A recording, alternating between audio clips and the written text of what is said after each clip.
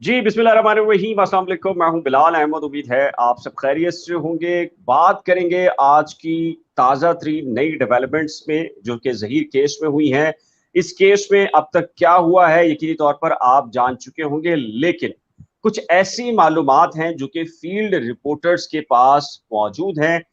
क्या होगा, क्या होने जा रहा है, खासकर जो चालान में 364 और 365 को निकाल दिया जा रहा है या निकाल दिया गया है, इस सिलसिले में भी बात करेंगे। इसके साथ ही आमिर लियाकत हुसैन मरहूम जो कि अब इस वक्त दुनिया में नहीं रहे, उनके पोस्टमार्टम का एक मरतबा फिर मामला आ गया है और अदालत में वो केस फिर दोबारा से उसकी समाअत हुई है। इस सिलसिले के अंदर भी बात करेंगे। और सबसे पहले मैं अपने जो पैनलिस्ट हैं उनका तारुफ करवा देता हूँ आपको। और हमें सबसे पहले ज्वाइन किया है, हमारे साथ मुस्तकिल लाइव शो के अंदर आते हैं अरमान साबिर, सीनियर सहाफ़ी हैं। इसके बाद वकास औरंगज़ेब खान और आज अब्दुल हसीब खान भी हमें ज्वाइन करेंगे। अब्दुल हसीब खान सीनियर जर्नलिस्ट हैं, कोर्ट रिपोर्टर हैं, कमरा अदालत की तमाम तर प्रोसीडिंग को जानते हैं, ना सिर्फ बल्कि कानून से बहुत अच्छे तरीके से आगाही हासिल है। और वकास के बारे में आपको मालूम है कि हाई कोर्ट, सुप्रीम कोर्ट और जो ट्रायल कोर्ट है, उसमें बुनियादी इंफॉर्मेशन जो आपके पास आती हैं, सच्ची और हकीकत पर मबनी, वो वकास औरंगज़ेब के पास से आती हैं।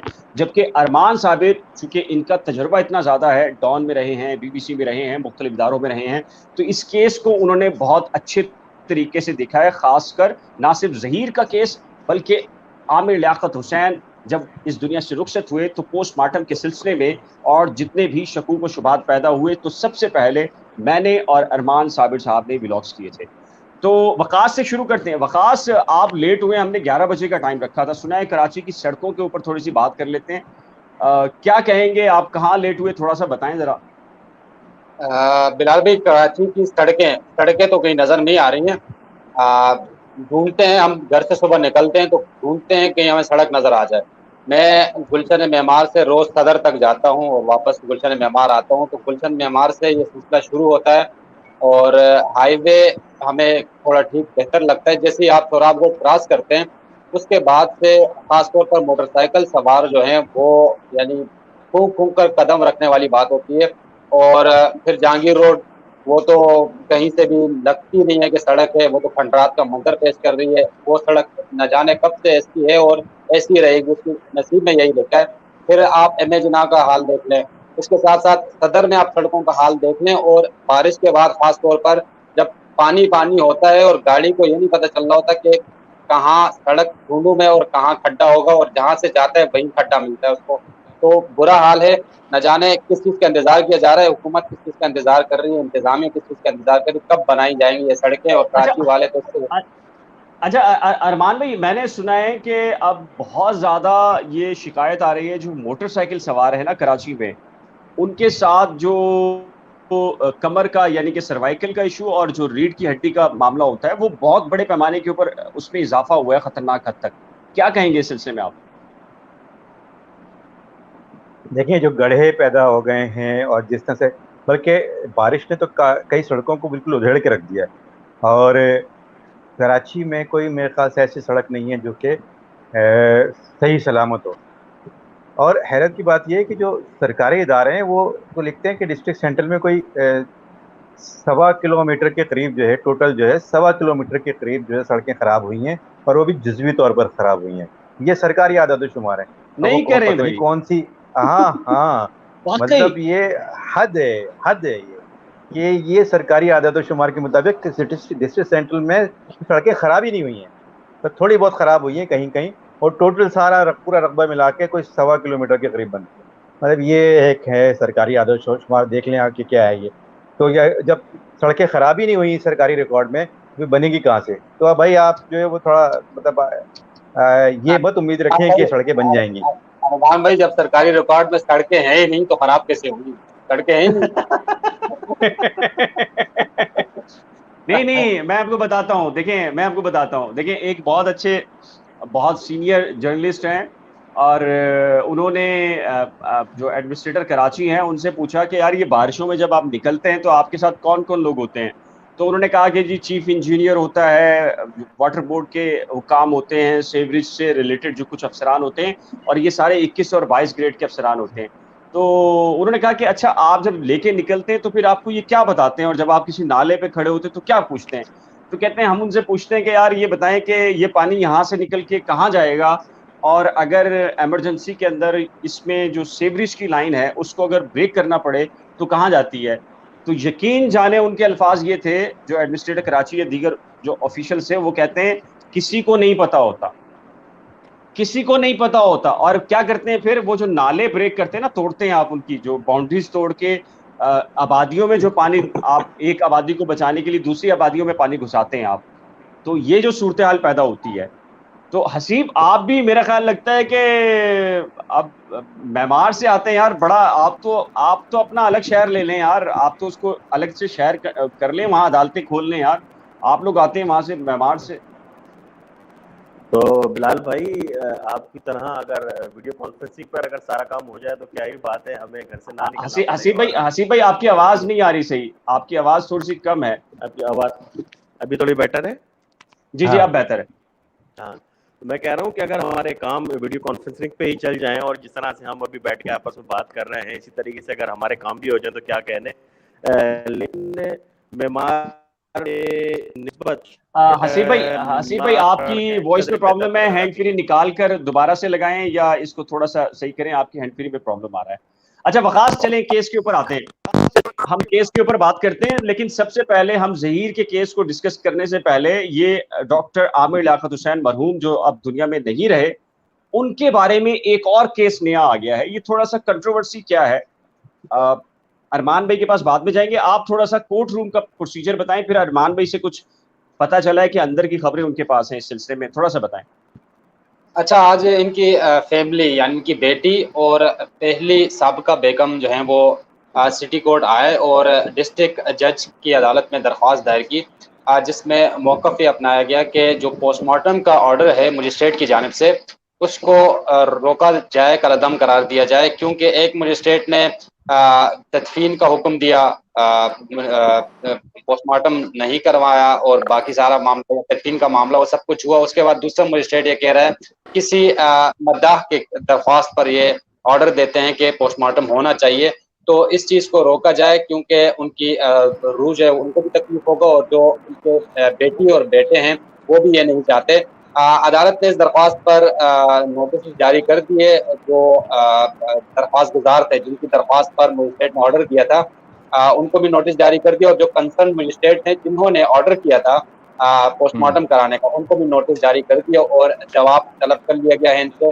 तो अब ये आकर अदालत को बताएंगे कि पोस्टमार्टम क्यों होना चाहिए और अहकामात क्यों सादिर फरमाए गए थे। इससे पहले ये सिंध हाई कोर्ट गए थे, तो सिंध हाई कोर्ट ने ये कहा था कि ये मुतलका फोरम नहीं है, आप मुतलका फोरम से रुजू करें, और आप मुतलका फोरम में वो आ गए, रुजू कर लिए। अब देखते हैं कि आइंदा समात पर जवाब अदालत में क्या दिया जाता है। अच्छा अरमान भाई, ये तो थी कोर्ट की प्रोसीडिंग, मेरे मतलब मुझे पता है कि आपके पास कोई अंदर की खबर है इस केस के बारे में। कोई बात नहीं है बिलाल, आज नहीं है कोई ऐसी अंदर की खबर, लेकिन हाँ चले बहरहाल क्या पता क्या करना चाह रहे हैं आप? ये जो मेरी इत्तला के मुताबिक जो दानिया की वालदा हैं उन्होंने कोई पैसों का जिक्र भी किया है, उसमें कोई नई कंट्रोवर्सी आ रही है। आपने कोई व्लॉग भी किया है, शायद कोई गैंग वैंग का हिस्सा करा, पता नहीं क्या कुछ कहा है उसके अंदर। भाई उन्होंने 25 करोड़ का कहा था ना, 25 करोड़ रुपए जो है वो इधर उधर हो गए, तो 25 करोड़ रुपए जो है वो किधर उधर होता है भाई, ये नहीं बता रही किधर इधर उधर हो गए, कौन ले गया है, कहाँ ले गया है, किधर ले गए, खुद ले गई हैं आप, कौन लेके गया है? और आप जो है वो तो इस वक्त जो आप लोग आए हैं उन्होंने कहा जी, दानिया ने तो कहा है कि खुला ही नहीं हुआ है, और खुला तो अभी लीगल बीवी है उनकी, ठीक है लीगल बीवी है उनकी, लेकिन क्या सारा हिस्सा वो जो उसकी जायदाद में से, मजे की बात यह है कि बिलाल के जो जायदाद में से हिस्सा मांगा जा रहा था, वो जो इन्होंने खुला में तब मांगा था, कुछ सुना 11 करोड़ रुपए मांगे थे, वो समझे थे कि जो जायदाद इनकी जो वहाँ पर खुदादाद कॉलोनी में जायदाद है, जो मकान है वो 11 करोड़ रुपए का तो हो गई तकरीबन। अगर 11 करोड़ रुपए नहीं मिलेंगे तो हम खुदादाद कॉलोनी का मकान तो मिल ही जाएगा। तो मजे की बात बताऊं मैं आपको बिलाल, जी जी जी जी जी, जो खुदादाद कॉलोनी का मकान है वो आमिर लियाकत के नाम ही नहीं है, तो जो मकान आमिर लियाकत के नाम नहीं है, वो इनको कैसे मिलेगा जायदाद, जब वो उसकी जायदाद ही नहीं है, जो आमिर लियाकत की जायदाद ही नहीं है, तो उसमें से उनको हिस्सा कैसे मिलेगा? तो ये तो अगर उम्मीद लगा के बैठे हैं कि जी ये जायदाद में से हिस्सा मिल जाएगा, तो वो तो नहीं मिलता। अच्छा, बाकी जो आमिर साहब जो थे वो उन्होंने अपनी जिंदगी में जो है अच्छा, ये मुख्तलिफ फ्लैट्स हैं इसके अंदर, ये जो जायदाद है ना इनकी, आवाज आ रही है आपको मेरी? जी जी जी, आ रही है। तो ये जो जायदाद है, जायदाद में मुख्तलिफ फ्लैट्स हैं इसके अंदर। तो एक जो है वो आमिर लियाकत के नाम पर है, एक जो है वो इमरान लियाकत जो उनके बड़े भाई थे जिनका इंतकाल हो चुका है उनके नाम पर है, और इस तरह से मुख्तलिफ जो है वो फ्लैट जो है मुख्तलिफ नाम पर हैं। तो जो बिल्डिंग है वो इनके नाम नहीं है, वो किसी और के नाम है। और अगर मिलता भी है तो एक फ्लैट जो है जो उसकी जो आमिर लियाकत के नाम फ्लैट है उसकी जायदाद में से जो है वो हिस्से उनको मिल सकते हैं, जो भी लीगल वारिस होंगे इनके। और बाकी जहाँ तक दीगर का ताल्लुक है, तो वो जो आमिर लियाकत अपनी ज़िंदगी में जो है वो पहली बीवी को और दूसरी बीवी को अपनी जो चीज़ें देनी थी उनको, वो उनको दे के जा चुके हैं, जो कि अब उनके बीवियाँ नहीं रही हैं वो, तो वो उनको दे के जा चुके हैं। तो पहले दे चुके थे। अब दानिया जो है वो, अब दानिया खैर इनके बारे में तो वैसे भी क्राइम, साइबर क्राइम जो है इसके अंदर केस चल रहा है, एक एप्लीकेशन जा चुकी है। जो आमिर है, उनकी बेटी आमिर की साहबजादी जो है, उन्होंने केस फाइल कर दिया है कि उन्होंने जो बरहना तस्वीरें और ये इंटरनेट पे जो अपलोड की थी, उसमें दानिया शाह जो है वो अब इलेक्ट्रॉनिक क्राइम के अंदर जो है वो मुश्किल में आ गई हैं वो, क्योंकि वो एडमिट भी कर चुके हैं कि उन्होंने अपलोड किए हैं। तो और उन्हीं की जो है वो आईडी से हुई हैं, जो IP एड्रेस वगैरह सब जो है, अब उनके खिलाफ बाकायदा तहकीकात भी शुरू हो गई हैं। उनको हो सकता है इंट्रोगेशन के लिए यहाँ बुलाया जाएगा, या FIA साइबर क्राइम जो है वो उनको मुल्तान में जहाँ भी रह रही हैं वो जनूबी पंजाब में, तो वहाँ पर जो है उनके घर जाएगी, हो सकता है। लेकिन मे भी पॉसिबल ये है कि उनको बुलाया जाएगा, अब उनको आना पड़ेगा। अगर नहीं आएंगे तो फिर अगले प्रोसीडिंग्स आपको पता है, फिर गिरफ्तारी तक नौबत जाती है। अच्छा तो बिलाल भाई, अब जो है जी अरमान भाई मैं ऐड करूंगा। आज आपने अगर बुशरा बीबी की बात सुनी हो, जो सिटी कोर्ट में उन्होंने मीडिया से गुफ्तगू की है, उसमें उन्होंने एक और बात बताई कि आमिर लियाकत गैंग की बात भी बताई है, और एक और चीज कही है कि मरने से पहले उन्होंने एक तहरीरी तौर पर अदालत को लिखा था, जो खुला दायर की गई थी दानिया शाह की जानिब से। उस पर उन्होंने लिखा था कि मेरी तरफ से कोई एतराज नहीं है, खुला जो है की दरख्वास्त मंजूर की जाए, कर दी जाए। ओह, बड़ी खबर है। हाँ, ये उन्होंने आज मीडिया टॉक करते हुए, ये गैंग के बारे में थोड़ा सा बताएं, गैंग के बारे में क्या बताया उन्होंने, जो बुशरा साहिबा ने क्या कहा? गैंग के बारे में उन्होंने ये कहा कि ये गैंग है जो कि यानी जायदाद और पैसों की नीयत से ये काम कर रहा है, इनको पैसों से गर्ज है और किसी चीज से गर्ज नहीं है। ये एक उसके बाद फिर ये वाली बात नई बात आई कि तहरीरी तौर पर वो लिख चुके हैं, यानी उनको बेवा न समझा जाए, उन्होंने खुद कहा बुशरा बीबी ने। और उन्होंने ये भी कहा कि मुझे जायदाद से कोई गर्ज नहीं है, मुझे तो मिलेगा ही नहीं जायदाद। डेफिनेटली उनको तो मिल चुका है जो कुछ भी था। तो FIA का जिक्र, जैसे अरमान भाई ने कहा, उन्होंने FIA का जिक्र किया कि भाई वहां पर हम लगे हुए, और FIA से उम्मीद है कि वो इस जो वीडियोस वायरल की गई हैं उस पर कार्रवाई करे। और उसी तरफ इशारा किया उन्होंने कि उसी वजह से ड्राइवर का तस्करा किया उन्होंने, कि ड्राइवर से जब हमारी बात हुई तो ड्राइवर कहते हैं कि इस वाक़े के बाद लोगों से मिलना जुलना बंद कर दिया था। तो बुशरा बीबी कहते हैं क्यों मिलना जुलना क्यों बंद किया, तो उनका डॉक्टर आमिर लियाकत का मरहूम का ये कहना था कि मैं लोगों का सामना नहीं कर पा रहा।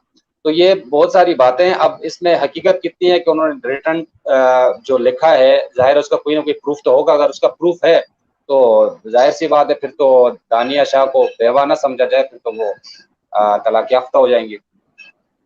अच्छा, इसमें यहाँ पर ये भी है बिलाल के, देखें जो पोस्टमार्टम जो ये एप्लीकेशन आई हुई है इनकी, जो इस वक्त केस चल रहा है, उसमें दानिया शाह फरीक बन गई अपने वकील के जरिए, और दानिया शाह के कहना है इसमें पोस्टमार्टम कराया जाए। अब जो सिर्फ शहरी का जो मामला अगर होता तो हो सकता है ये एप्लीकेशन रिजेक्ट हो जाती, लेकिन अब बहुत इम्कान है, मुमकिन ये है कि चूंकि अभी लीगली जो है वो बात तो की है उन्होंने, लेकिन अभी लीगली ये क्लियर नहीं है कि वो बीवी है कि नहीं है, लेकिन अभी तक लीगली बीवी है वो, तो इस वजह से जो है वो ऐन मुमकिन है कि पोस्टमार्टम जो है वो अलाउ कर दिया जाए।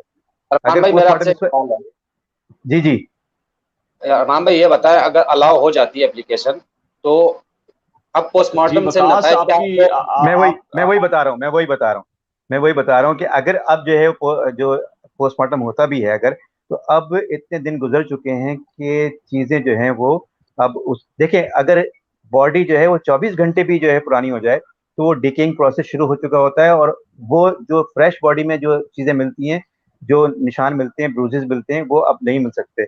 लेकिन आपको याद होगा कि मीडिया में कुछ आया था, आई थिंक एक टेलीविजन चैनल में चलाया था कि उनको जिस्म पर कौन कौन से निशानात थे, बड़ी तफसील के साथ चलाया गया था कि कौन कौन से निशानात थे और कहाँ कहाँ की हड्डियां टूटी हुई थी। तो अगर वो पोस्टमार्टम इस वक्त होता है और हड्डियां जो टूटी हुई थी अगर उसके शवाहिद मिल जाते हैं, तो वो ये इस्टेब्लिश ये तो नहीं होगा कि कॉज ऑफ डेथ क्या है, लेकिन ये इस्टेब्लिश जरूर सकता है कि इसमें कोई फाउल प्ले हुआ होगा, और उस फाउल प्ले की जो है इन्वेस्टिगेशन शुरू की जा सकती है, एक केस अरमान दर्ज भाई, किया जा सकता है। और अरमान भाई 1 मिनट में आपको रोकूंगा यहाँ पर। मेरी बराह रास्त बात हुई है दानिया शाह की फैमिली के किसी अहम मेंबर से, और उनकी मुझे खुद कॉल आई और उन्होंने मुझे बताया कि उनकी पुलिस हुकाम से बाकायदा बात हुई है और पुलिस ने इसको कंफर्म किया है कि जो एक्सरे आया था जिसमें कंधे की जो हड्डियां हैं वो टूटी हुई पाई गई थी, वो डॉक्टर साहब का ही जो एक्सरे था। लेकिन फिर मैंने उनसे कहा कि उसकी बुनियाद पर तो फिर एफआईआर भी हो सकती है और कार्रवाई भी हो सकती है। तो उन्होंने कहा कि उन्हें ये कहा गया है कि जब तक बाकायदा कोई अदालती हुक्म नहीं आ जाता या कोई पोस्टमार्टम नहीं हो जाता उस वक्त तक हम कार्रवाई करने से कासिर हैं। तो मैंने कहा ये तो आपका दावा भी तो हो सकता है ना कि, तो वो बड़े इसरार था उनका इस बात पर कि जो उनके पास इंफॉर्मेशन है और वो इंफॉर्मेशन मुझसे शेयर कर रहे थे, और तो उसमें ये उनका ये कहना था कि ये बड़ा सेंसिटिव इशू है, इस पे लिहाजा फौरी तौर के ऊपर पोस्टमार्टम होना चाहिए। तो वो तो बहरहाल वो बिल्कुल यकसू उनका है इस बात दावा पर। है, बिल्कुल उनका दावा है, लेकिन बलाल एक बात और भी है कि कंधे की हड्डियां हो सकता है ना टूटी हों, क्योंकि वो डॉक्टर्स ने भी वो उस वक्त जो एक्सरे तो हो सकता है वो किसी और के हों, या वहां नहीं जी हुए थे जी वो एक्सरे, किसी जिना पॉसिबिलिटीज, में नहीं जी हुए थे, जी कहीं और हुए थे वो एक्सरे, जी वो किसी एक प्राइवेट अस्पताल में होता है। अगर वो एक्सरे भी आ जाते हैं और हम उसको मान भी लेते हैं, तो वो कंधे की हड्डी के अलावा जो यहाँ पर एक्सरे हुए थे जिना अस्पताल में, उसमें उंगली की हड्डियां भी टूटी हुई नजर आई थी।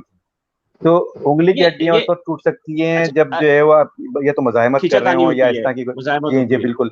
तो अगर वो भी निकल आती हैं, ये हड्डियां टूटी जहां जाके फ्रैक्चर होती हैं, अगर वो निकल आती हैं, तो इसका मतलब है कोई ना कोई फाउल प्ले हुआ है, उनकी डेथ जो है वो नॉर्मल सर्कमस्टांसिस में नहीं हुई नहीं है। तो आप देर इसको देर कंफर्म मस्ट कर रहे बी हैं, मे बी। नहीं नहीं नहीं, आप इसको कंफर्म कर रहे हैं, हमें तो कंफर्म नहीं है, आप इसको कंफर्म कर रहे हैं कि वो एक्सरे दुरुस्त है जो हाथ की उंगलियों के वगैरह ये सारे जो बता रहे हैं आप, देखिए, हाथ की या उंगली दावा के जो है? है एक्सरे, हाथ की उंगली के जो एक्सरे हैं वो जो ये जिन्ना अस्पताल में हुए थे, वो हाँ, ये आए थे कि जी जो उस टीवी ने भी चलाया है, प्राइवेट टेलीविजन, ये तो आ चुका है ना, प्राइवेट टेलीविजन ने भी चलाया है कि उसने जो है वो लेकिन वो हॉस्पिटल ने जो उसको डिसओन किया, कहा कि नहीं ये वो वाले एक्सरे नहीं है। अब वो नहीं, तो वो ये, कंधे के एक्सरे को डिसोन किया गया था, ये उंगली के एक्सरे को अच्छा, डिसोन नहीं किया गया। ये तो हाथ या की आपको उंगली याद का होगा, मतलब तो यही हमने होता है भी कि हमने मजामत, भी जो है मजामत। हमने भी जो है वो ब्लॉग किया था, आपको याद होगा। उस वक्त भी कंधे की जो हड्डियां थी उनको जो है डिसोन कर दिया गया था, आपको याद होगा, हमने ब्लॉग भी किया था इस पर, और हमने भी कहा था हाँ इसको डिसोन कर दिया गया है। लेकिन जो उंगली की मामलात हैं उसमें अभी तक किसी ने डिसोन नहीं किया है। तो वो अगर देखें बिलाल, अभी भी मैं यही कहूंगा कि अगर पोस्टमार्टम होता है तो ये उसके बाद होगा। अभी हम जो है वो अगर कह भी देंगे कि जी ये हुआ है और एक्सरे में आया है, तो जी जी बिल्कुल इस्टेब्लिश नहीं बिल्कुल हो बिल्कुल। सकता। इस्टेब्लिश अच्छा उसकी चले, सूरत में होगा जब पोस्टमार्टम होगा। अच्छा चलिए, चले जी चले, हसीब आप हमें सुन पा रहे हैं?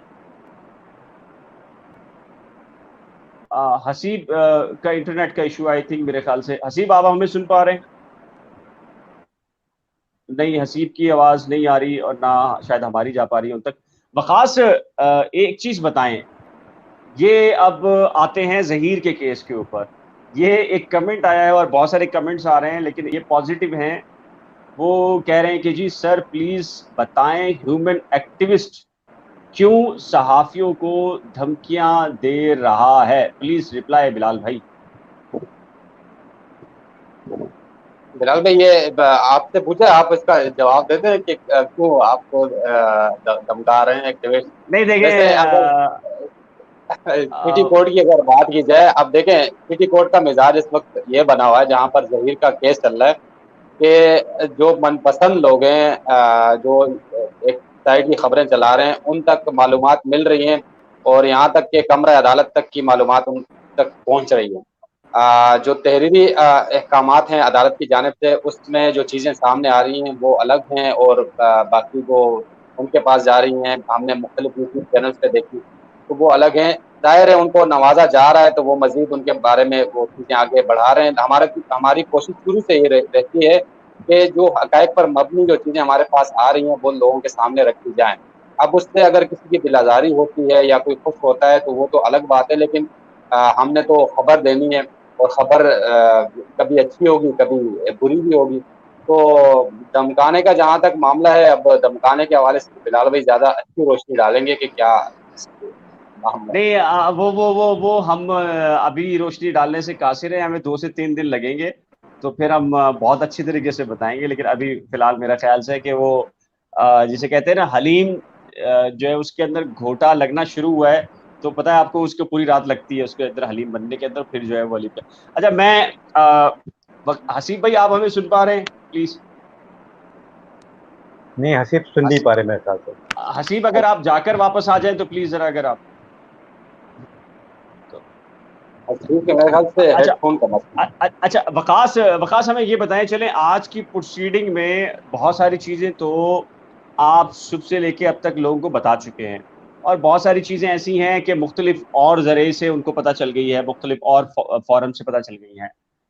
अब हमें ये बताएं एग्जैक्टली आगे का बताएं। देखिए, अब तक जो आज कुछ हुआ है मुख्तसर सा बताएं, क्योंकि लोग जाहिर बात है कि बार बार रिपीट हम नहीं करना चाहते, लोगों का टाइम बड़ा कीमती होता है। एक तो मुख्तसर से आज की मुख्तसर सी एक आप 30 सेकंड में बता दें, और दूसरा ये, अब इसका फ्यूचर आप क्या देख रहे हैं, और कहाँ लग रहा है कि आपको इसके अंदर कोई फाउल प्ले हो रहा है, कहीं पर प्रेशर है, कहीं पर कोई चीज मिस यूज कहीं पर आ रहा है।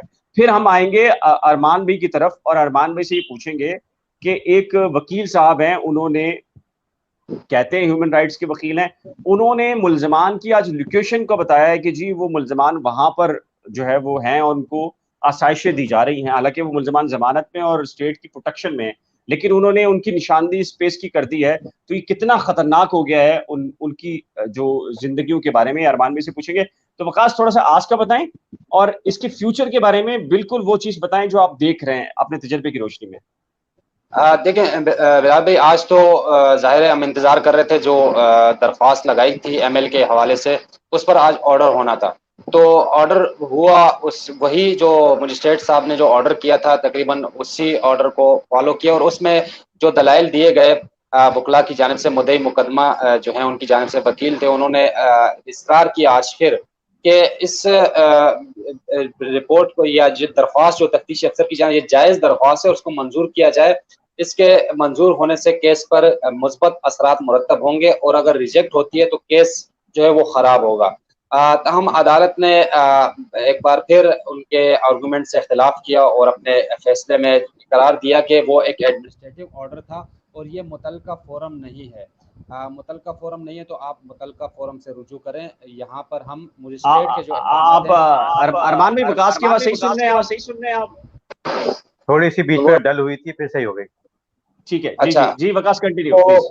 तो उस बुनियाद पे अदालत ने मजिस्ट्रेट का जो ऑर्डर है उसको एडमिनिस्ट्रेटिव ऑर्डर करार देकर इसको रिजेक्ट कर दिया। अब मुस्तकबिल में ये होने जा रहा है कि क्योंकि कहीं ना कहीं से मुद्दई मुकदमा ये चाह रहे हैं कि उनको कुछ ना कुछ इस केस से ऐसा मिल जाए कि वो मजीद आगे दरख्वास्तें देते रहें और केस अपनी तरफ ले जाते रहें। अब ये अगर दरख्वास्त मंजूर होती है एमएल की, कहीं से भी होती है, तो चालान भी इसी बात पर वेट कर रहा है, तफ्तीशी अफसर इसी बात का इंतजार कर रहे हैं कि इस दरख्वास्त पर कोई हतमी फैसला आ जाए ताकि वो चालान पेश कर सकें। अगर ये दरख्वास्त मंजूर होती है तो चालान की नौइयत, डायमेंशन जो है वो बिल्कुल चेंज हो जाएगी चालान की, वो फिर अलग तरह का आएगा। लेकिन चूंकि प्रोग्रेस रिपोर्ट जो आई है उसमें ये साबित हो रहा है, कुछ चीजें ऐसी आ रही हैं कि जो जहीर के हक में जा रही हैं, तो अब भरपूर कोशिश ये की जा रही है कि एमएल की दरख्वास्त हाई कोर्ट में लगाई जाए और इससे अपने हक में कोई ना कोई फैसला लिया जाए ताकि केस में जान पड़ सके। लेकिन भाई बकास, अगर इस इतने अरसे के बाद अगर जो एमएल करते भी हैं, तो अब इसमें आएगा क्या? मुझे समझ में नहीं आ रहा कि एमएल पर इतना इंसिस्ट किया जा रहा है। वो तो अब जो वो लोग जो डिजायर्ड रिजल्ट है, क्या वो आ सकते हैं? अभी भी कैसे आ सकते हैं? मुझे समझ में नहीं आ रहा है। टाइम टैक्टिस तो हो सकती है, टैक्टिस तो टाइम में डिले टैक्टिस तो अदालतों में इस तरह की चलती है हमारे यहाँ। देखें 164A जो है ना, उसको अगर कोई पढ़े तो वो वाज़ेह तौर पर कहता है कि जो मुतासरा खातून है उनकी जानिब से दरख्वास्त आती है पुलिस को, और उस पर जो मेडिकल जो सुपरडेंट हो या जो भी कंसर्न बंदा हो वो उसके तहकीक करता है, तमाम तर चीज़ें देखता है, और वो शॉर्ट पीरियड होता है, बहुत ही कम अरसे में वो जी जी जी तमाम तर हाँ। पर टाइम के साथ वो तफ्तीशी अफसर को दिया जाता है, तफ्तीशी अफसर मजिस्ट्रेट के रूबरू पेश करता है। लेकिन जी इसमें जी लड़की जो है, लड़की का राजी होना बहुत जरूरी है। अगर लड़की राजी नहीं होती, रेप केसेस में अमूमन ये हमने देखा है कि जाहिर है लड़की खुद जाकर थाने में रिपोर्ट दर्ज कराती हैं, तो उसी रिपोर्ट पर सारी कार्रवाई होती है। ये बिल्कुल अलग एक चीज है। अगर लड़की खुद न माने तो फिर कैसे मुमकिन है एमएल होना? मुमकिन नहीं है। इसका इसका मतलब ये है कि अगर एमएल की दरख्वास्त मंजूर हो भी जाती है और लड़की राजी नहीं है तो फिर एमएल नहीं होगा। ये मेरा ये ख्याल मेरा ख्याल है कि देखिए, इसमें अगर कोई लड़की राजी ना हो और उसका एमएलओ हो जाए, तो ये सिंध हाई कोर्ट और सुप्रीम कोर्ट की जो रिपोर्टेड जजमेंट्स हैं उसकी सरेंध खिलाफ वर्जी होगी, पहली चीज तो ये। और अगर एमएल हो भी जाता है तो उसकी सूरत में कोई पॉजिटिव साइन आपको नहीं लगते, सिवाय इसके कि आप उस जो मुतासरा बच्ची या मुगलिया जो भी बरल हो उसके बारे में ये जान सकते हैं कि वो अब कवारी रही है या नहीं रही है, बिलाल या भाई, शादीशुदा है। ये जानने के लिए तो एमएल की दरख्वास्त लगाई नहीं जा रही है। ये दरख्वास्तें इसलिए लगाई जा रही हैं ताकि जिना का पहलू जो है उसको उजागर जिना करके कैसे? नहीं नहीं, निकाह। देखें बात सुनिए ना वकास, एक चीज है ना, हम कानूनी नुक्ते पे डिस्कस कर रहे हैं, और अरमान साबिर हमारे बहुत सीनियर हैं और क्राइम रिपोर्टिंग को बड़े अरसे से, एक तवील अरसे से डॉन और बीबीसी में रिपोर्ट करते रहे। मुझे एक बात बताएं कि एक शख्स को गोली लगती है और वो गोली उसके जिस्म के अंदर मौजूद है और वो गोली निकाल ली जाती है, लेकिन कोई मुलजिम पकड़ा जाता है और उससे आला कत्ल नहीं बरामद होता, तो क्या होगा? पहली चीज तो ये, अगर आला कत्ल बरामद हो जाता है तो फिर आपको ये चीज मैच करनी होती है कि आप बुलेट वाकई उस पिस्टल से निकली है, तो उसके एग्जामिनेशन होती है एमएलओ। ये आप जैसे अरमान भी इसके ऊपर मजीद रोशनी डालेंगे, तो बुनियादी तौर के ऊपर किसी का हिट होना, किसी को गोली लगना मकसद नहीं होता। उसमें यह साबित करना है कि इसने मारा है और इस पिस्टल से लगी है और उसके जिस्म में गई है और यहां पर लगी है, और फिर उसकी अपनी रिपोर्ट होगी जो ये बताएगी कि गोली यहां से लगती हुई वहां से निकली। ये भी बहुत जरूरी है, ये भी बहुत जरूरी है। देखिए अच्छा बिल्कुल। बिलाल, बात ये है कि आप वेपन को, गोली को वेपन से मैच करेंगे ना कि ये इस जी जी वेपन बिल्कुल। से निकली है, गोली के नहीं निकली है। लेकिन जी जब जी। गोली ही नहीं मिलेगी तो फिर किस चीज को चेक करेंगे? हाँ देखिए, मामला ये है हम ना। देखें। अच्छा जी अच्छा, जी। अगर अब ये पता भी चल जाता है इसमें, देखें हाँ अब ये केस जो है हम जब डिस्कस कर रहे हैं तो देखें इसमें बहुत सारे ऐसे पहलू हैं जो कि जिन पर जो है वो बात करना बहुत अजीब सा लगता है। और और ये खुल के की बच्ची भी नहीं है, जा बच्ची सकती। जी जी, खुल खुल के के भी नहीं बहुत जा ज्यादा सकती। की भी नहीं जा सकती है। लेकिन जब ये मामला जाएगा इस तरह से तो बात बहुत दूर तक जाएगी।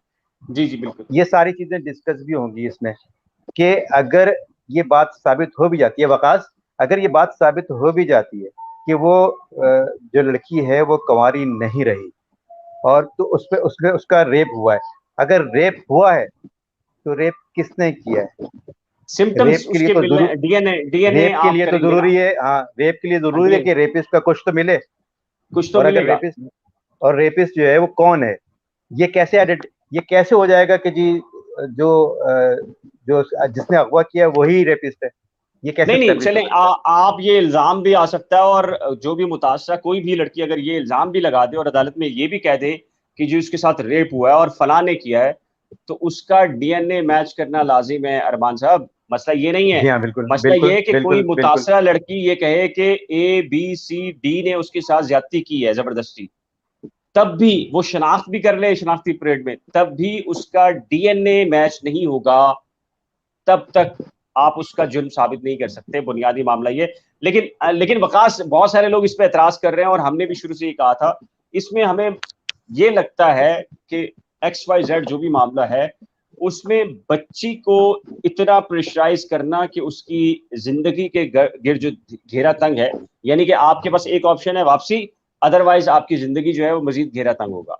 ये लोग कह रहे हैं कि इस तरह की चीज हो रही है। देखिए बिलाल भाई, बज़ाहिर तो यही लग रहा है, ये इस तरह के मामला जब पहले भी हम तस्करा कर चुके हैं कि ये मामला एक घर में बैठकर सुलझा दिए जाते हैं, इतना कोई पेचीदा जी मसला नहीं है। लेकिन जिस तरह की सिचुएशन बना दी गई है, जैसे दरख्वास्तें आ रही हैं और उन दरख्वास्तों को अगर जिस तरफ से भी आ रही हैं उनको कमरा अदालत में दिफा करना उसका, तो ये जाहिर कर रहा है कि बस तवील तर करना केस और बच्चों को इतना फ्रस्ट्रेट कर देना, इतना उसको प्रेशराइज कर देना उन बच्चों को कि वो खुद ब खुद एक वक्त आए कि हार मान जाए। ज़ाहिर है उनकी उम्रें तो कम ही है, तो यही चीज़ नज़र आ रही है और इसमें कुछ भी नहीं है मज़ीद यानी गंद फैलाने वाली बात है। सबको समझ आ रहा है, उनको खुद भी समझ आ रहा होगा, लेकिन अच्छा ये अ, अच्छा ये CSP अंजुम है, ये कहते हैं जी MLO की एप्लीकेशन सिर्फ टाइम लेने के लिए की जा रही है, एक्चुअली वो बुग़विया पर प्रेशर डाल रहे हैं कि बुग़विया बयान बदल दे। अब लोग भी ये कह रहे हैं कि जी ये इसकी टैक्टिक्स का ये पस मंज़र है। ज़ाहिर सी बात है, सबको समझ भी आ रहा है कि एक मामला अगर खुदा न ख़्वास्ता कोई ऐसा कोई गलत काम किया होता, मिसाल के तौर पर निकाह न किया होता और फिर ये मामला होता, फिर तो अलग नौइयत थी। गैंग का तासुर दुरुस्त होता, बाकी चीज़ें जो इल्ज़ामात लग रहे हैं वो सब, अगर एक इल्ज़ाम भी अगर सच्चा साबित होता तो फिर तो समझ आती, चलो भई कहीं न कहीं से ये मामला ज़ुल्म किया गया है, तो इसको क्लियर होना चाहिए। अब आप ठीक गैंग है। साबित नहीं कर पाए, बाकी इल्ज़ामात आप साबित नहीं कर पाए, लेकिन एक-एक चीज़ आपने पकड़ ली और मुझे ये लग रहा है कि बस केस में केस को तूल लेना और इसमें थोड़ी-सी कहीं से ज़ाहिर है उनको कुछ न कुछ चाहिए। हाथ में अगर कोई दुम भी आ जाए केस की, तो वो उसके साथ लटक कर कहीं न कहीं तक पहुँच जाएँगे। बस वो दुम पकड़ना चाह रहे हैं, उनके हाथ में वो दुम पकड़ाई नहीं दे रही, वो स्लिप हो जाती है हर बार, अच्छा ये मसला। अच्छा अरमान भाई एक ऐसा केस जिसमें बच्चा या बच्ची पंजाब से चलते हैं तो सिंध के बॉर्डर पर आते हैं, तो वहां तक पंजाब की पुलिस होती है और सिंध के बॉर्डर के ऊपर सिंध की पुलिस उनको रिसीव करती है। मुकम्मल तौर पे सिक्योरिटी स्क्वाड के अंदर बच्चा हो या बच्चे हो या एक्यूज हो, उनको लाया जाता है और इसी तरीके से उनकी फुल प्रोटेक्शन की जाती है अदालत में पेशी के दौरान। और फिर वो एक्यूज जिन्हें मुल्जिमान कहा जा रहा है, जहीर और शबीर दोनों मुल्जिमान हैं इस केस के अंदर, लेकिन वो प्री अरेस्ट बेल के ऊपर हैं, इंटरम बेल है। आज एक मुखालिफ वकील उनके हैं, उन्होंने बजाय इसके कि वो ये कह सकते थे, लोग अब एतराज उठा रहे हैं कि जी मुल्जिमान को आसाइशें दी जा रही हैं थाने में, ये कह सकते थे किसी मकाम पर दी जा रही हैं या सहूलियात दी जा रही हैं या हमारे पास इंफॉर्मेशन है। उन्होंने उनकी लोकेशन को डिस्क्लोज किया है कि जी फलां थाने में और फलां इलाके में। तो आप नहीं समझते कि ये इंतहाई किस्म का, इसको तो सिक्योरिटी थ्रेट्स हो जाएंगे कि आप ये निशानदेही करें। हालांकि मुझे नहीं मालूम और मेरा ख्याल है आप दोनों को भी नहीं मालूम कि इस वक्त मुल्जमान कहाँ पर हैं और किसकी तहवील में है, लेकिन एक human right activist, being human right activist, क्या ये बात करना मुनासिब था कि उनकी लोकेशन को शेयर करना या डिस्क्लोज करना? देखिए वो कोई भी हो, वो एक्टिविस्ट हो या नहीं हो, कॉमन मैन है, जो भी है, ये इस तरह की लोकेशन या किसी की या जो भी पर्सन इन क्वेश्चन है और वो उस पर अभी कोई इल्ज़ामात हैं जिस पर साबित भी नहीं हुए हैं और उसको ज़िंदगी को थ्रेट्स भी हैं और वो अदालतों को बता भी चुका है कि जी मेरी ज़िंदगी को थ्रेट्स हैं और मुझे मतलब धमकियाँ मिल रही हैं या मुझे खतरा है कि कोई मुझे मार देगा। और इस तरह के अगर किसी को थ्रेट्स हों तो उसकी लोकेशन बताने का मकसद तो फिर वो कहीं और ही बात चली जाती है कि आप क्या चाहते हैं फिर, कि अगर किसी की लोकेशन आप जो है वो पब्लिक कर रहे हैं तो, और ऐसे शख्स की जो जिसकी ज़िंदगी को खतरा है और जो अदालतों को बता चुका है कि ज़िंदगी को खतरा है, तो अगर उसकी लोकेशन इस तरह से की जाए तो फिर ये बात समझ में आती है कि वो क्या चाह रहे हैं, जो भी साहब हैं। तो अव्वल तो मुझे इल्म नहीं है कि उन्होंने किया है, लेकिन अगर उन्होंने ऐसा किया है तो बिल्कुल जो है वो ये अदालतों को भी इस बात का नोटिस लेना चाहिए और जो जो लोग हैं, जो ज़हीर ज़हीर का नाम लिया ना आपने, ज़हीर और शब्बीर, इन जी ज़हीर जी, ने तो खास तौर पे कहा है, ज़हीर ने तो एप्लीकेशन दी है कि जो उसकी जान को एप्लीकेशन खतरा हाई कोर्ट के अंदर चली है जी, हाँ थाने के अंदर है। जी हाँ, एप्लीकेशन आई। तो अगर उसकी जान को खतरा है तो सिक्योरिटी जो है वो पुलिस ने कहा है कि उनको सिक्योरिटी जो है कानून के मुताबिक, अदालत ने भी कहा कानून के मुताबिक उनको सिक्योरिटी दी जाए, तो उनको सिक्योरिटी दी जा रही है। लेकिन उनकी लोकेशन को अगर इस तरह से किया जा रहा है तो फिर ज़ाहिर है इसके नोटिस ले, जो भी आला हुकाम है और जो मुतल्लिका हुकाम है उनको इस बात का नोटिस ले लेना चाहिए। अच्छा वकास, इसका चालान सबमिट होना था, चालान क्यों नहीं आया भाई? अंदर की बात बताएं, जर्नल तो हमें नहीं, अंदर की चीज को बताएं जो ऑडियंस सुनना चाह रही है। बिलाल भाई देखें, जिस तरह दरख्वास्तें लग रही है ना, अब प्रोग्रेस रिपोर्ट पेश कर दी गई पुलिस की जानिब से। अब प्रोग्रेस रिपोर्ट ने बहुत सारे सवालात उठा दिए जो दूसरी साइड है, यानी मुद्दई मुकदमा जो हैं, तो वो अब कोशिश यही कर रहे हैं कि चालान तगड़ा आना चाहिए। और चालान जैसे प्रोग्रेस रिपोर्ट आई है तो हम अंदाजा लगा सकते हैं कि चालान किस तरह का आएगा। 35 के करीब मुलजिम थे नॉमिनेटेड, और उसमें 8 रह गए, बाकी उन्होंने अदम शवाहिद की बिना पर उनका नाम जो है वो ब्लू इंक के साथ लिख दिया है।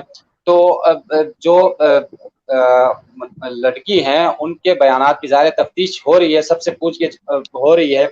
ज़हीर से भी बात हो रही है, शब्बीर से भी हो रही है, लड़की से भी बात हो रही है। पुलिस हर पहलू को देख रही है, लेकिन पुलिस ने प्रोग्रेस रिपोर्ट देकर ये बात तो साबित कर दी कि न कहीं से गैंग साबित हुआ ये, न कुछ और साबित हुआ। जो इल्ज़ामात लगे, असल में जो बुनियादी तौर पर मसला खड़ा किया है इस वक्त, वो यूट्यूबर्स ने खड़ा किया है।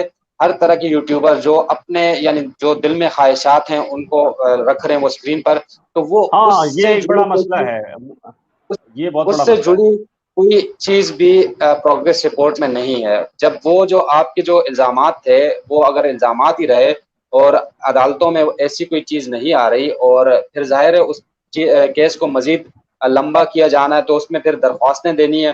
तो चालान तो आज तारीख थी, आज जमा करा, इससे पिछली तारीख भी चालान की थी, जमा कराना था, लेकिन वो दरख्वास्त लग गई। अब दरख्वास्त जाहिर है पुलिस भी वेट करेगी कि इन दरख्वास्तों का फैसला है, तो फिर हम उसमें अगर रिजेक्ट होती है फिर तो वही प्रोग्रेस रिपोर्ट आप यूँ समझे कि वो चालान है। अगर नहीं, अगर एमएल का मामला अगर इजाजत मिलती है तो फिर जाहिर है पुलिस फिर उस हवाले से, लेकिन चालान अमूमन ये होता है कि चालान कर दिया जाता है, इंतजार नहीं करना चाहिए, चालान आप पेश कर दें, बाद में भी एडिशन हो जाती है उसके बाद। अच्छा अच्छा, अरमान ये भाई, अच्छा, मैं यूट्यूबर्स नहीं, का जो अरमान मामला भाई है मैं एक ना बात करता बिलाल हूँ। में। हाँ। हाँ, जी जी, मैं कोई बात करना चाह रहा हूँ। देखें, आसिफ अली जरदारी साहब का मनी लॉन्ड्रिंग केस जब कराची में बना ना, एहतसाब बल्कि बैंकिंग कोर्ट में आया वकास, तो हमें एक साहब मिले, और वो सिंध के नहीं थे, बल्कि वो खसूसी तौर पर उनको दूसरे सूबे से यहाँ पर वकालत के लिए लाया जाता था, और उनसे रिक्वेस्ट की गई थी। तो उन्होंने मुझे एक चीज बताई, हम सहाफी साथ खड़े हुए थे, आसिफ अली जरदारी साहब पीछे बैठे हुए थे, पूरी जो पीपल्स पार्टी की जो पूरी टीम थी वो भी कोर्ट रूम के अंदर बैठी थी, और अभी जज साहब जो है वो चैम्बर में से निकले नहीं थे, तो हम खुशगपियां कर रहे थे। वो वकील साहब भी, और उनका ताल्लुक लाहौर से है, तो हम दो तीन सहाफ़ी उनसे बड़े बहुत खुले हैं, तो हम बहुत ज़्यादा ओपन गुफ्तगू करते हैं, तो हमारी आवाज़ों के कह के भी उठते हैं, और वो पास दफ़ा जो है वो चैम्बर से कहा गया कि आहिस्ता आप बात करें। उन्होंने हमें एक बात की, उन्होंने कहा देखें मैं झूठ नहीं बोलता, उन्होंने कहा मैं कसम उठाने के लिए तैयार हूं, मैं झूठ नहीं बोलता, लेकिन मैं अगर फीस लेता हूं ना, तो मैं फीस ये लेता हूं कि जो कानून के अंदर नकाइस है ना, उनके मुताबिक रास्ते निकालता हुआ अपने क्लाइंट को कम से कम 2-3 साल निकलवा देता हूं। उन्होंने कहा मेरी फीस अगर 1 करोड़ है, 2 करोड़ है, तो मैं झूठ का सहारा नहीं लेता, जो कानून के अंदर खामियां है ना वो मुझे पता है, तो मैं अपने क्लाइंट को कहता हूं कि इन खामियों को एक एप्लीकेशन, दूसरी एप्लीकेशन, तीसरी एप्लीकेशन, चौथी एप्लीकेशन, चार्ज फ्रेम नहीं होने दूंगा 2 साल तक। और वकास को पता होगा, वकास को शायद समझ रहे होंगे वो कौन, जिस तरफ इशारा कर रहा हूँ, वो बहुत सारे केसेस के अंदर जो अरबों और खरबों रुपए के करप्शन के केसेस हैं कराची के अंदर एहतसाब अदालत में, उनके अंदर वकील हैं, और वो अपने क्लाइंट को कहते हैं कि 2 साल चार्ज फ्रेम नहीं होने दूंगा। सजा तो दूर की बात है, ट्रायल बहुत दूर की बात है, वो कहते हैं 2 साल मैं चार्ज फ्रेम नहीं होने दूंगा। और बेसिकली क्या करते हैं लॉयर, हमारे बहुत अच्छे दोस्त भी मौजूद हैं, वो अपने क्लाइंट को डेफिनेटली एंगेज करने के लिए, सारी चीजें करने के लिए ये सारे रास्ते, और उनको भी पता है, और ये कोर्ट्स को भी पता होता है कि कहां कहां पर ये सारी खामियां मौजूद हैं, कवानीन के अंदर मौजूद हैं। जैसे अरमान भी मैं आपको बताता हूँ, सिंध के अंदर 18 साल, पंजाब के अंदर 16 साल, ये एक लॉ है कि जी इससे कम उम्र बच्चे जो है बच्चियां शादी नहीं कर सकती, ठीक है। लेकिन वहीं पर Sindh high court, supreme court और शरीयत कोर्ट की एट टाइम इस लॉ के होते हुए जजमेंट्स मौजूद हैं। वो ये कहती हैं कि जी बलूगत जरूरी है, और अगर लड़की बालिग है, मीन्स के उसके पीरियड्स वगैरह सारा जो प्रोसेस होता है वो है, तो वो शादी कर सकती है। यानी कि पैरेलल आपकी चीजें आपके पाकिस्तान के अंदर है। एक तरफ आप ये कहते हैं कि जी पाकिस्तान इस्लामी मुल्क है, और इस्लामी मुल्क के अंदर जो है वो कोई भी खिलाफ शरीयत कानून नहीं बन सकता। उसी पाकिस्तान में, जिस पाकिस्तान के अंदर जो 1947 में हुआ और लाखों खवातीन और मर्द ऐसे हैं जिनकी शादियां 13 साल में हुई, उनकी बच्चे हैं और नस्लें चल रही हैं, उसी के बारे में सिंध गवर्नमेंट कह रही है कि अगर ये 13, 14, 15 साल में शादी हो जाती है तो रेप है। तो जो जो पाकिस्तान पीपल्स पार्टी के जो वडेरे या जो भी एमएनए एमपीएस इस कानून को बनाने में शामिल थे, उनके अंदरूने सिंध हलकों में आज भी 13 साल में शादियां हो रही हैं। मैं यकीन से कह रहा हूं, दावे से कह रहा हूं, उनके अपने हलकों में, मैं आपको बहुत पूरे यकीन के साथ कह रहा हूं, जो कानून साजी बना रहे थे और जिन्होंने पास किया, उनके हलकों में उनकी अपनी फैमिलीज के अंदर दूर दराज के अंदर बच्चियां 13, 14 साल के अंदर हो रही है, 15 साल के अंदर हो रही हैं, वो रेप के जमरे में नहीं आ रही। एक आपने एक एग्जाम्पल पकड़ ली, एक आपका प्रेशर बना किसी भी वजह से, बहुत सारे इश्यूज हैं, हम उसको डिस्कस नहीं करने चाह रहे। तो ये खामियां हैं और ये सारी खामियां फिर आपको नजर आती है जी, जब इस तरह का मामला आता है ना, प्रेशर बनना शुरू होते हैं, तो यहाँ पर ये सारी चीजें बन जाती हैं। बिल्कुल सही बात है बिलाल भाई। एक और चीज़ है ना, देखें अदालतों में मामला ये जैसे आपने कहा कि तवील से तवील तर होता जाता है, तो अब मामला यही है कि अब आप दरख्वास्त पे हम रोज़ाना की बुनियाद पे मुकदमात देखते हैं, हर मुकदमे में यही मसला है। बाद में लोग जो है अदालतों को भी यानी तनकीद का निशाना बनाते हैं, लेकिन असल वजूहात यही है कि प्रोसिक्यूशन और इसके साथ साथ जो दरख्वास्तों पर दरख्वास्तें दी, ज़ाहिर है अदालत सुनेगी, आप जो भी जी जी दरख्वास्त बिल्कुल देंगे अदालत सुनेगी, नोटिस होंगे, सुनेगी, उसके बाद उसको रिजेक्ट करे या जो भी करे, लेकिन टाइम लगेगा उस पर। तो दरख्वास्तें लगाई इस बुनियाद पे जाती हैं कि टाइम जो है वो हासिल किया जाए और मजीद इसको लटकाया जाए। तो अब लटकाया जा रहा है, टाइम हासिल किया जा रहा है और पता नहीं क्या क्या मजीद दरख्वास्तें लगेंगी और अच्छा, कितनी दरख्वास्त। यहाँ पर बात हो रही थी अभी, जैसे वकास ने कहा था कि यूट्यूबर्स जो हैं वो यूट्यूबर्स का तस्करा आया था, तो मैं यहाँ यही कहूँगा कि जो यूट्यूब पर मामला हो रहे हैं ना बिलाल, वो ये हो रहे हैं कि ला हासिल बहस हो रही है। अब अभी उसके कानूनी तौर पे कोई वो मामला गुंजाइश ही नहीं है, या अभी वो मामला शुरू ही नहीं हुआ। जैसे कि जी निकाह पे मैंने कई जगह देखा है, हमारे पास भी कमेंट्स आ रहे होते हैं व्लॉग्स पे कि जी वो तो शरीयत के हिसाब से तो वो बलौगत हो चुकी है और उसकी शादी जायज़ है, या कुछ लोग कह रहे होते हैं जी वो माइनर है और माइनर की तो शादी नहीं हो, और शादी जो है वो निकाह होता ही नहीं है, तो फिर जो है वो ये इस तरह की जो बहस है, ये बहुत ज्यादा इस तरह के, इस पे व्लॉग्स भी बन रहे होते हैं और इस पे सब कुछ हो रहा होता है। कानून, जैसे अभी आपने बताया कि कानून क्या होता है, कानूनी मामला क्या है इस वक्त जो है वो इस पर्टिकुलर केस में जो उन्हीं के वकील हैं, वो उनका क्या बयान क्या है, उनका भी कहना ये है कि जी निकाह भी जो है इसमें वैलिड है और इसको खत्म कराने के लिए हमें मुतल्लिका जो अदालत है, फोरम है, हमें उस पर जाकर वहां पर चैलेंज करना पड़ेगा उसको। तो ये बार बार इसको ये पूछना, अच्छा फिर बलोगत का मामला तो अभी आया ही नहीं है, अभी तो सिर्फ माइनर का मामला चल रहा है। बलोगत का जब मामला आएगा तो फिर वहां पर जब केस जाएगा तो फिर हम उस पर बात करेंगे, लेकिन जो बात नहीं होती है या जो बात हवा में अभी है उस पर हमारे यहाँ बहस होती है, और वो बहस पता नहीं कहाँ से कहाँ चलती चली जाती है। तो ये सर एक मामला बताया है, कई मामला इस तरह के इसमें है जिसपे जो है वो खामोखाई में बहस चल रही है और बस वो लोग उसमें सुन रहे हैं और बहस हो रही है और अच्छा बहस कर रहे हैं। अच्छा, समझ में नहीं आता। ये इरम कबीर साहिबा हैं, ये कहते हैं कि जी sir when will this case be ended, because ये केस आखिर कब खत्म होगा मेरे भाई? भाई सबसे ज्यादा तो हम इंतजार में कि खत्म हो, लेकिन जब जाते हैं कि भाई किसी दरख्वास्त पे ऑर्डर आने वाला है, ऑर्डर आने के फौरी बाद एक और दरख्वास्त लग जाती है, उस पर नोटिस होते हैं, नोटिस होने के बाद फिर जो है फरीकेन दलाइल लेते हैं, बुकला जो फरीकेन के वो दलाइल लेते हैं, उसका आता है तो एक और दरख्वास्त लग जाती है, तो ये लंबा खिंचता चला जा रहा है। और मेरा इतना एक सिंपल एहसास है वकास, अरमान साहब और ऑडियंस, मेरा एक एहसास है इसमें कि जो मैंने भी रखा था एक प्रोग्राम के अंदर भी, कि ये केस की जो ऑनरशिप है ना वो मुतासरा फैमिली के पास नहीं है। मेरी राय नहीं है, बल्कि बहुत सारे लोगों की, जो संजीदा लोग हैं, पढ़े लिखे लोग हैं, वो ये समझते हैं कि ऑनरशिप अब मुख्तलिफ यूट्यूबर्स के पास आ गई है और यूट्यूबर्स ये फैसला कर रहे हैं कि अब इस केस को क्या होना चाहिए और क्या नहीं होना चाहिए। और अनफॉर्चुनेटली जो जो जो भी एक फ्रीक है उसको इतना मौका ही नहीं मिल रहा कि वो थोड़ा सोच के समझ के, थोड़ा संजीदगी से या तहम्मुल के साथ अगर गौर फिक्र भी करे तो इस केस की सोल्यूशन की तरफ जाए। मेरा ख्याल है मेरे पास ऐसी सी इंफॉर्मेशन है कि जैसे ही जैसे वकास कोई एप्लीकेशन डिक्लाइन आती है, रिजेक्ट होती है, तो मुख्तलिफ यूट्यूबर्स बाकायदा जो एक फ्रीक को कॉल करके बाकायदा कहते हैं कि आप खड़े रहें, डटे रहें, हम आपके साथ खड़े हैं, पूरा पाकिस्तान आपके साथ खड़ा है, पूरा यूरोप आपके साथ खड़ा है, पूरी दुनिया आपके साथ खड़ी है, आप बड़े हीरो हैं, आप पाकिस्तान के अंदर मज़ाहमत की अलामत हैं बच्चियों के तहफ़्फ़ुज़ के लिए, आप एक बच्ची नहीं बल्कि हज़ारों नहीं लाखों बच्चियों को एग्जाम्पल बनाएंगे। मतलब वो जैसे कहते हैं ना इमोशंस की ब्लैकमेलिंग जो होती है बुनियाद, और उनका टारगेट क्या है कि वो उनसे इंफॉर्मेशन लेके डॉलर सब्सक्रिप्शन और व्यूवरशिप और सारी चीजें कर रहे हैं, और ये भाई एक नहीं हमारी है। बिलाल, बातें ये तो ये इसमें तो मामला जो है वो इस तरह से होता है और होगा। और ये हमारे यहाँ भी यूट्यूब भी मैच्योर नहीं है, अभी मैच्योरिटी आएगी इसके अंदर भी। ये नहीं, मीडिया भी हमारा बिल्कुल नया है, इसमें मैच्योरिटी आने में भी दिन लगेंगे। इस तरह के मामला तो भी होंगे और भी होंगे भी, और इस केस में नहीं और भी मामला में इस तरह से होगा।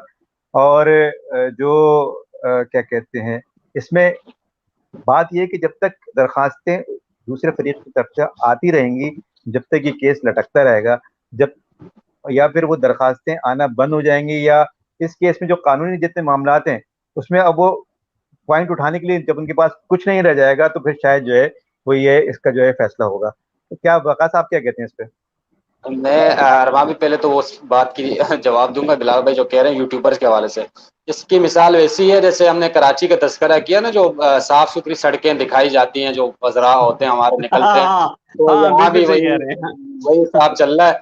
तो यही मामला अरमान भाई ने सही बात की, ये चलता रहेगा। यूट्यूबर्स के ज़ाहिर उनको एक केस मिला है, उस केस को जितना भी अगर लंबा खिंचता जाएगा तो उनके तो डॉलर आ रहे हैं, बाकी डॉलर आ रहे हैं। डॉलर उनके आ रहे हैं, और लड़का लड़की जो है वो एक दूसरे से दूर हैं, एक अलग, यानी अपने घरों में भी नहीं। ऐसी बदबख्ती आई हुई है उन पे कि अपने जो माँ बाप हैं वो दरख्वास्तें लगा रहे हैं, और इस वजह से लगा रहे हैं कि प्रेशराइज किया जाए और बेटी जो है वो झुक जाए, यानी उनको झुकाने पर मजबूर किया जा रहा है, हल नहीं निकाला जा रहा। तो एक वो शुरू में एक इस्तिलाह इस्तेमाल की गई थी कि इस केस को रोल मॉडल बनाया जाएगा, तो अब रोल मॉडल बनाया जा रहा है। अब देखें यूट्यूबर्स भी उसमें शामिल हैं और सब मिलकर उसको रोल मॉडल बना रहे हैं, और सबको चीजें सामने नजर आ रही हैं इसमें। चले चले जी, बहुत शुक्रिया, आप लोगों का 12 बज चुके हैं और कंक्लूजन की तरफ जाते हैं। अरमान भाई, आखिरी आपके पास 2 मिनट है, तो आप क्या कहेंगे? प्लीज इसको कंक्लूड कीजिए। आप बीइंग जर्नलिस्ट, सीनियर जर्नलिस्ट, और जाहिर है कि आप हम सब पेरेंट्स भी हैं, तो क्या कहेंगे इस केस के बारे में? आपकी राय इस क्या केस है? में क्या क्या है बिलाल, बिल्कुल इसमें जो है ये केस है ही नहीं ना, अव्वल तो ये केस है ही नहीं। इस तरह के केसेस मैंने आप बताया था आप लोगों को कि हर महीने 200 केसेस इस तरह के होते हैं। तो वो 200 में से कितने केसेस हैं जो इस कदर तवील हो रहे हैं? अब तक कोई तो नहीं है। कोई केसेस इस तरह से नहीं आता है कि इतने तवील हो जाएं। और ये केस तो खामोखाई का तवील हो रहा है, इसको जो है वो अब अपने मंतव के अंजाम तक चले जाना चाहिए, पहुंच जाना चाहिए। इसमें जो है वो खुद भी परेशान हो रहे हैं और आप अपने बच्चों को भी परेशान कर रहे हैं। तो ये सोचना चाहिए दोनों तरफ से क्या, बल्कि एक तरफ से तो ज्यादा सोचना चाहिए, जिनकी जिम्मेदारी बनती है और जो है वो बार बार दरखास्तें लगा रहे हैं, उनको तो खास तौर पे सोचना चाहिए। क्या कहेंगे वकास? हम तो अदालतों में ही देखते हैं, जब भी कोई लड़का लड़की आते हैं ना, तो जज साहब कहते हैं भाई, अगर जुबान जो भी हो, उर्दू बोलने वाले हो, सिंधी हो, पश्तून हो, जो भी, वो कहते हैं कहाँ है वो लड़की? वो कहते हैं सर ये रही लड़की। लड़की भी कहते हैं कहाँ है लड़की? बेटा बेटा तुम बताओ, मर्जी से गई हो, अगवा किया है? वो कहती है ये सर नहीं सही, मैंने जो है वो मर्जी से शादी की है। उसी वक्त तफ्तीशी अफसर कहते हैं पीछे बैठो, इसका बयान लिखो, और केस डिस्पोज ऑफ करते हैं, और जो उसकी अरेस्ट वगैरह होती है वो रोक देते हैं और केस को डिस्पोज ऑफ कर देते हैं, और कहते हैं कि जी किसी को, इसके वालिदैन को कहें इनको धमकाए ना। 10 मिनट की एक्सरसाइज होती है डेली बेसिस के ऊपर अदालतों में। और मैंने इस एज ऑफ ग्रुप की भी लड़कियों को देखा है, बच्चियों को देखा है, जो ये सारी देखिए, बुनियादी तौर के ऊपर हम ऑडियंस हम क्या कह रहे हैं, हम कतई तौर पर कम उम्री में ना शादी के इस बात में हामी है, ना ही लव मैरिज, और खासकर ऐसी कि घर से भाग कर और पेरेंट्स की मर्जी के खिलाफ इस किस्म की शादी के कतई तौर के ऊपर हामी नहीं है। ना खुद हैं, ना हम इसको प्रमोट करते हैं, ना ही वकास खुद कोर्ट रिपोर्टर है, मैं हूं। हमने कभी भी आज तक अपनी खबर में जो घर से भागकर शादी करने वाले जोड़ा जो होता है उसके सामने प्रेमी जोड़ा नहीं लिखा। हालांकि जब हम अखबार में थे तब भी हमने, हमारे बहुत सारे साथी लिखते थे कि प्रेमी जोड़ा भागकर अदालत आ गया जान के तहफ्फुज के लिए, तब भी हम ये कहते थे यार ये प्रेमी जोड़ा क्या होता है, बस पसंद की शादी करने वाला काफी होता है, या इसको कोई और नाम दे दें, ये प्रेमी जोड़ा क्या होता है, इसकी प्रमोशन क्यों कर रहे हैं? और अनफॉर्चुनेटली वही लोग आज उस तरफ खड़े हैं और हम इस तरफ खड़े हैं। इसकी बुनियादी वजह यह है कि हम ये कह रहे हैं कि जो हो चुका अनफॉर्चुनेट है, जो इंसिडेंट हुआ मर्जी के बगैर वालिदैन की, लेकिन अब चूंकि हो चुका है तो अब इसका ये तरीक़ेकार नहीं है जो कि अंदरूनी सिंध के अंदर होता है, बलूचिस्तान में होता है, अच्छा केपीके में बिलाल होता भाई, है। जी के कारोकारी वाला सीन जो होता है, बच्चों को मार देना या बच्चियों को मार देना।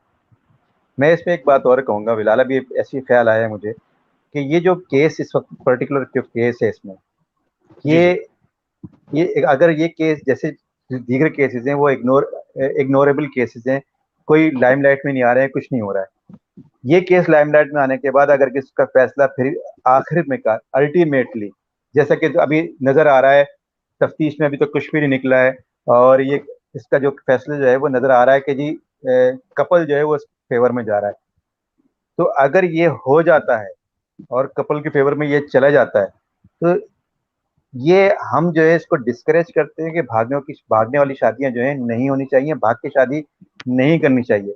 लेकिन अल्टीमेटली होगा क्या, अगर ये फैसला जो है वो कपल के हक में चला जाता है तो ये केस जो है नौजवानों के लिए, जो बच्चे जो है बड़े हो रहे हैं उनके लिए एक आइडियल केस बनता है ये। हाँ, इसमें ये जो है एक बड़ा इशू है। इसमें जी जो जी है इसमें जो है वो अगर आप भाग के शादी कर लेते हो आप अल्टीमेटली कुछ भी नहीं होगा, माँ बाप चाहे कितना भी रोज लगा लें, इसमें तो होना तो कुछ नहीं है, कपल के वो फेवर में आपने जाएगा ये उनको केस। शऊर दे रहे हैं, आप उनको शऊर दे जाएंगे, ये एग्जैक्टली ये केस जो है वो आप उनको एनकरेज करेगा, ये उनको केस जो इनकरेज है वो करेगा। ये उनको एनकरेज करेगा। पेरेंट्स के तहफ्फुज़ के बजाय या पेरेंट्स की आर्गुमेंट्स के बजाय जो है वो सपोर्ट करेगा वो जो प्रेमी जोड़े वगैरह जो भी बिल्कुल कहलाते आगे हैं आगे बहरहाल, जाकर ये पेरेंट्स जो है उनके लिए और मुश्किलात पैदा होने जा रही हैं। मुश्किलात पैदा करेगा। अच्छा वकास, आवाज आ रही है आपको? बिल्कुल आवाज आ रही। ये थोड़ा सा बताएं, ये इट्स बीन अ व्हाइल ये कहते हैं कि जी निम्रा काज़मी केस क्लोज कैसे हो गया, इस केस से कितना डिफरेंट है, जरा बताएं वो फैमिली स्टेटस स्ट्रक्चर, लड़का करोड़पति, वो जरा थोड़ा सा बताएं जरा लोगों को पता चले। नहीं वो आप तो तो मिले हैं, आप तो शाहरुख से भी मिले हैं और निम्रा से भी मिले हैं। ये हमारे हसीब भाई इन्होंने सवाल किया है। अब सिंपल यानी ये दोनों केसेस एक साथ आए थे, उस पे भी यही था। और शुरू में मामला ये बना था कि जैसे कोई वाकई गैंग है और यहाँ से और तासुर ऐसा दिया जा रहा था ये एक ही गैंग है जिसने जहीर और निम्रा को जो यहाँ से लेकर चला गया।